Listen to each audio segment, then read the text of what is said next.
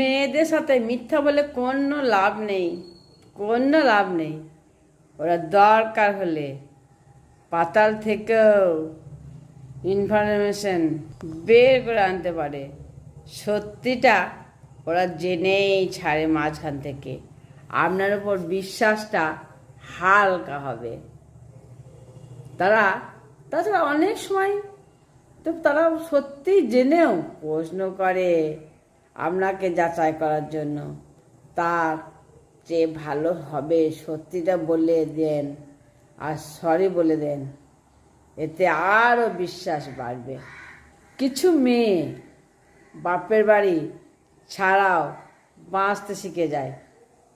এদের না বাপের কোল জোটে, না মায়ের কোল জোটে, না ভাইয়ের আশ্রয়, তবু এরা সমস্ত সম্পর্ক নিষ্ঠার সঙ্গে পালন করে। দুঃখ এলেও তারা হাসি মুখে সহ্যও করে নেয়, কারণ এরা জানে এখন আর বাপের বাড়ি ফেরা সম্ভব নয়। না কাঁদার জন্য কোনো কাঁধ পাওয়া যায় না গো।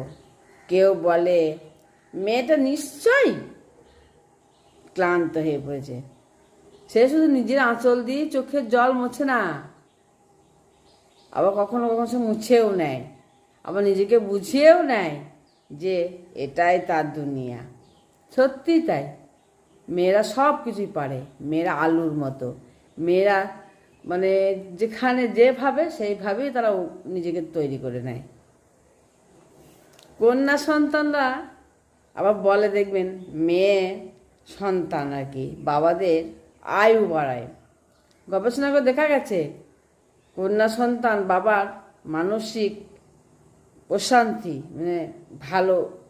প্রশান্তি বাড়ায় আর কি, ভালো রাখে।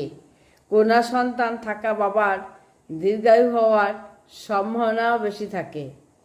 কন্যা সন্তান স্নেহে ও যত্নে বাবার হৃদরোগের ঝুঁকি অনেকটা কমে যায়। হৃদয়ে কোনো রোগই থাকে না। যদি ছেলে সন্তান এক বংশের প্রদীপ হয়, তাহলে কন্যা সন্তান দুই বংশের প্রদীপ। হ্যাঁ, এটা ঠিক। বাবা বাড়িও সামলায়, শ্বশুর বাড়িও সামলায়।